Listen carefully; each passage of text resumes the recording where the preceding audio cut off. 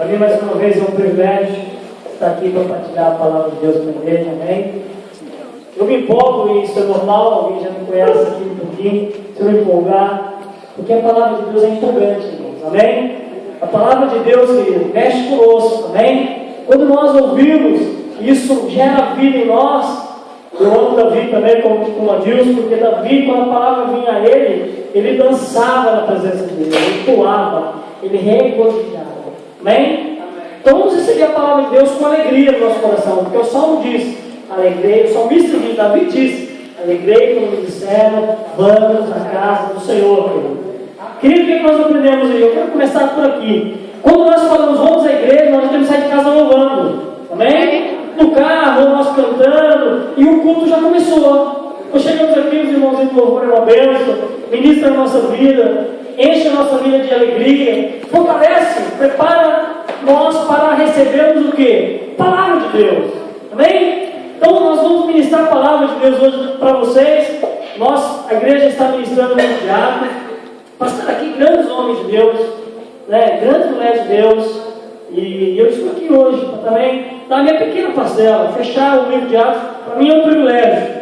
E vamos falar da vida desse homem. Eu quero aprofundar um pouquinho mais na vida desse homem chamado Paulo. Nós estamos agora no fecho. Nós falamos do caráter de Paulo, né? No culto passado, na quarta-feira, eu tive a oportunidade de falar sobre o caráter desse homem. Esse homem que era perseguidor passou a ser perseguido por causa do Evangelho. É normal nós sermos perseguidos, não é, querido? Mas ninguém gosta de ser perseguido. Paulo diz na palavra de Deus: a minha alegria, o que eu mais gosto é de sofrer perseguições. Querido, como é que pode um homem, na sua sã consciência, falar isso? Eu sou prisioneiro do Evangelho. Quando eu estou fraco, aí que eu sou forte. Querido, Paulo pregava, prendia, soltava, ele voltava. Prendia de novo, soltava, ele pregava. A vida desse homem foi de prisão em prisão, de calabouço em calabouço. Amém? Por isso, querido, Jesus disse: eu vim ao mundo para trazer espada. Amém?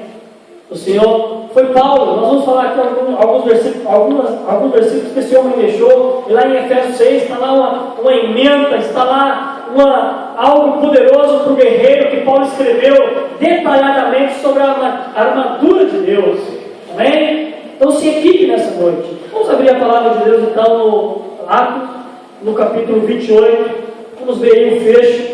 Nós sabemos que Paulo foi preso em Jerusalém.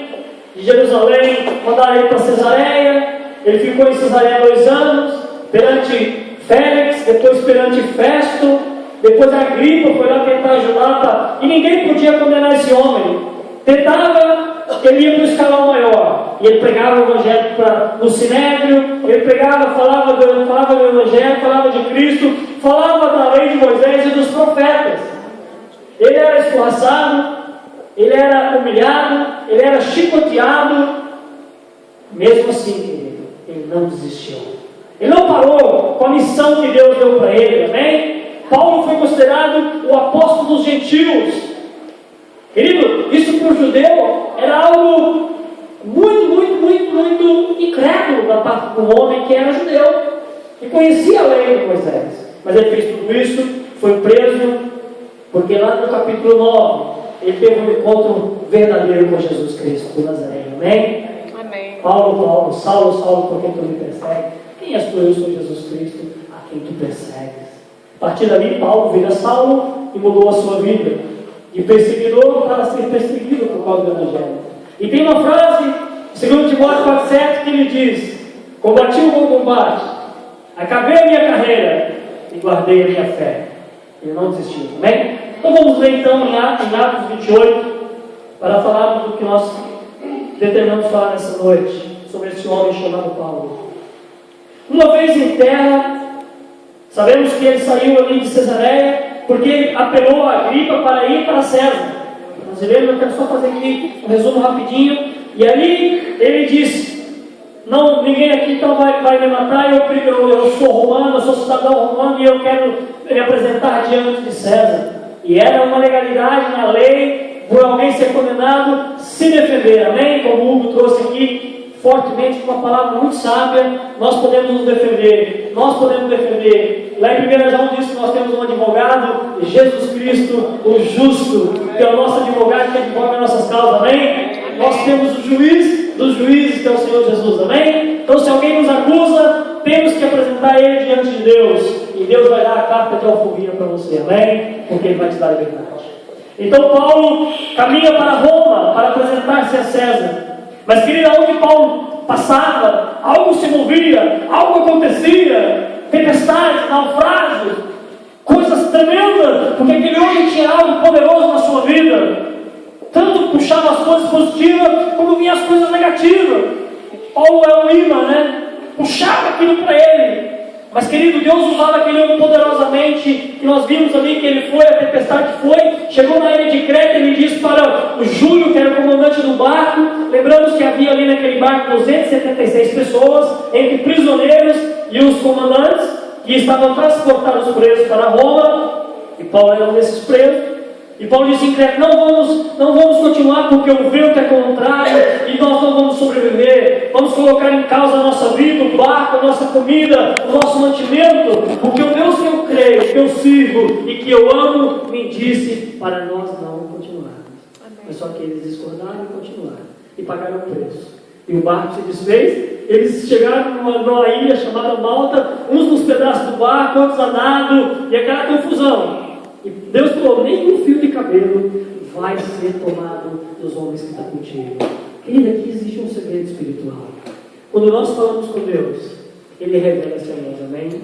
E que Deus falou, Ele diz, eu confio plenamente que o que Deus me falou, nenhum de vocês vão ser mortos.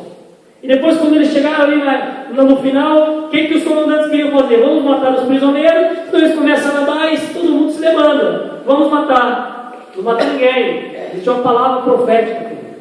Existe uma palavra profética sobre a sua vida. Existe uma palavra profética que Deus determinou sobre você. Que você é mais que vencedor. Que você é cabeça e não é cauda. Que você é filho do Deus Altíssimo, Todo-Poderoso, querido. Pode vir a sentença que for. Pode vir a tempestade que vier. Pode vir o problema que vier, querido. Deus vai te sustentar. Porque lá em Números diz que ele não é homem para que minta e nem filho do homem para que se arrependa. E nele não há nem sequer sombra de variações. Não há mudança. O que Deus prometeu na sua palavra, se você não receber, é algo contigo, é algo comigo. Amém? Precisamos estar posicionados. Paulo estava posicionado. Vimos que Paulo, qual que era o gênio de Paulo? Ele era sanguíneo. Amém? Paulo ia falar, vamos, ele vamos. Vamos para a guerra, vamos. Não vamos, não vamos. Nadamos, nadamos. Paulo, querido, era sanguíneo. Lá na Macedônia, quando ele estava preso, que houve aquele terremoto, que os carcereiros, Paulo e Silas, vocês estão livres, podem ir embora. Não, vocês não. Os magistrados, por favor. Quem nos colocou aqui tem que vir aqui me libertar, senão daqui eu não saio. Ele pregou o evangelho para eles de novo. E eles o soltaram. Ousadia. Amém? Então, caminhando, capítulo 28 de Atos dos Apóstolos. Uma vez em terra, descobrimos que a ilha se chamava Malta. Os habitantes da ilha mostraram extraordinariamente bondade para conosco. Fizeram uma fogueira e receberam bem a todos nós, pois estava chovendo e fazia frio. Paulo ajuntou um monte de gravetos. Versículo 3. Quando os colocava no fogo, uma víbora, uma cobra, fugindo do calor, prendeu-se a sua mão. Quando os habitantes da ilha viram a cobra agarrada na mão de Paulo, disseram uns aos outros, certamente esse homem é um assassino, um homicida, pois tendo escapado do mar, a justiça não lhe permite viver. Versículo 5. Mas Paulo, sacudindo a cobra no fogo, não sofreu mal nenhum. Eles, porém, esperaram que ele começasse a inchar ou que caísse morto de repente. Mas tendo esperado muito tempo e vendo que nada de estranho se sucedia, mudaram de ideia e passaram a dizer que ele era Deus. Querido, Paulo desceu do barco, foi recebido por uma tribo, como diz a Bíblia, e eles tiveram muita bondade com ele, chamaram eles ali na fogueira, aqueceram o povo, e de repente uma cobra morde Paulo. E eles pensaram que ele era um assassino. O que Paulo era? O que Paulo era mesmo? Paulo era um assassino, querido. A história de Paulo, então está aqui alguma coisa para nós aprendermos. Aquilo que eu disse, nós vamos mudar de vida. O nosso passado, a Bíblia diz que o Senhor esquece. Mas, querido, as marcas do nosso passado também estão. Até nós desvicinharmos isso de nós, Paulo já estava sendo de novo abalado em uma batalha espiritual. Ele se uniu um assassino. Cuidado, só acontece com quem é assassino. Aí ele não inchou, ele não ficou roxo, ele não morreu, então ele é um Deus. Essa Bíblia tem a morte mata. E a Bíblia diz: se você tocar em alguma coisa mortífera, ou comer algo, nada vai acontecer contigo. Porque eu sou contigo, Senhor. Amém. Querido, essa palavra é tão poderosa. Se nós cremos, nós veremos a glória de Deus. Amém. Se nós acreditarmos no que está escrito nessa palavra, querido, a nossa vida vai ser diferente, vai ser mudada. Paulo experimentou isso em todas as esferas. Versículo 7. Próximo dali havia uma propriedade pertencente a Públio, o homem principal da ilha. Ele nos convidou a ficar em sua casa por 3 dias. Bondosamente nos recebeu e nos hospedou. Seu pai estava doente, acamado, sofrendo de febre e desinteria. Paulo entrou para vê-lo. Depois de orar, impôs as suas mãos sobre ele e o curou. Aleluia. Tendo acontecido isso, outros doentes da ilha vieram e foram curados. Eles nos prestaram muitas honras. E quando estávamos para embarcar, forneceram-nos o suprimento que necessitávamos. Querido, Paulo não era Deus, né? E realmente, esse homem cura. Esse homem tem poder na sua mão. Esse homem traz uma mensagem de cura e libertação, querido.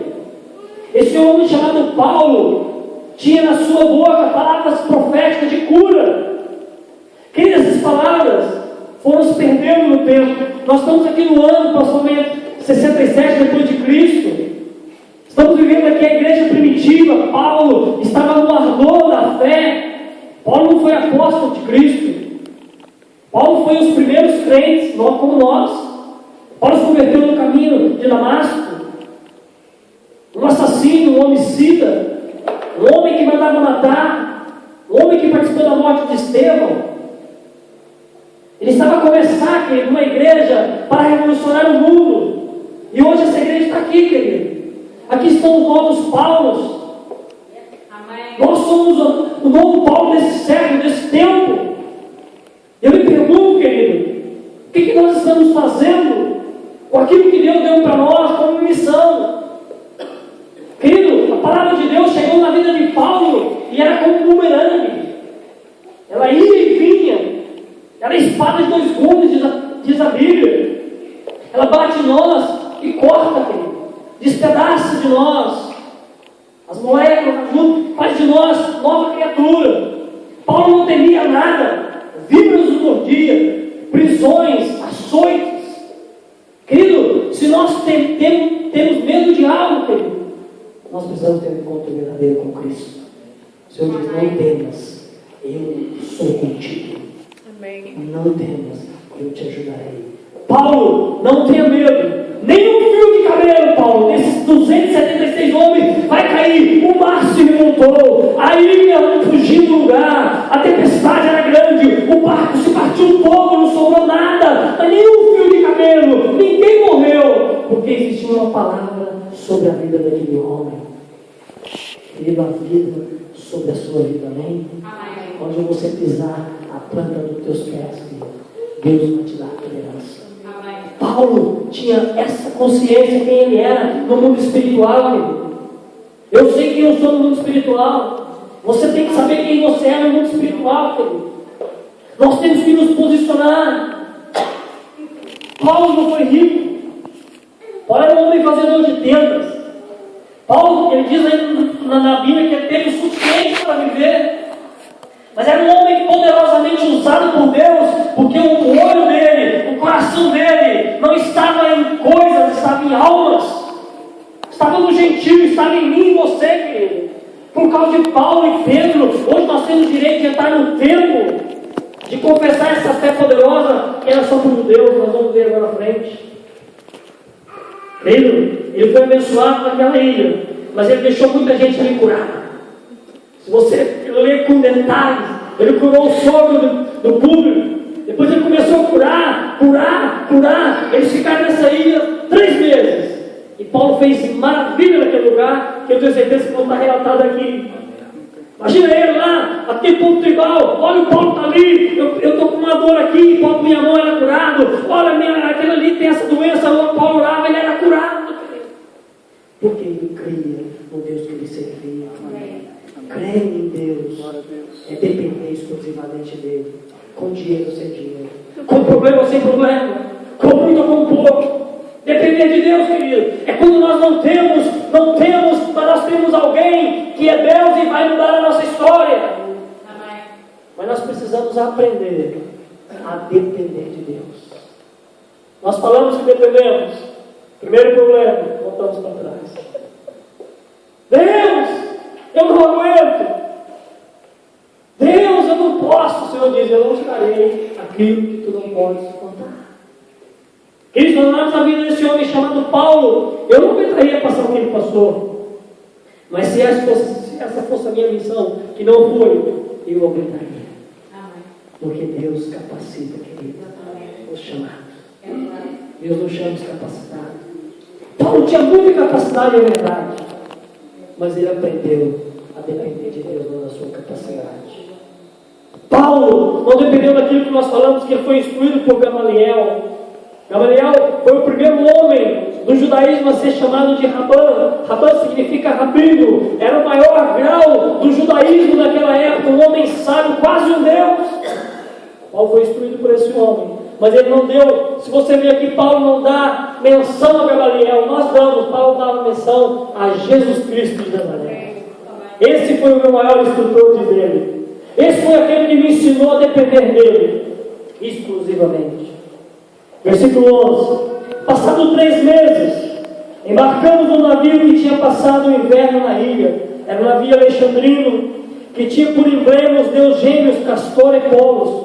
Aportando em Siracusa, ficamos ali 3 dias. Dali partimos e chegamos a Régio. No dia seguinte, soprando o vento do sul, prosseguimos, chegando a Puteoli no segundo dia. Ali encontramos alguns irmãos que nos convidaram a passar uma semana com eles. Depois fomos para Roma. O irmão dos irmãos ali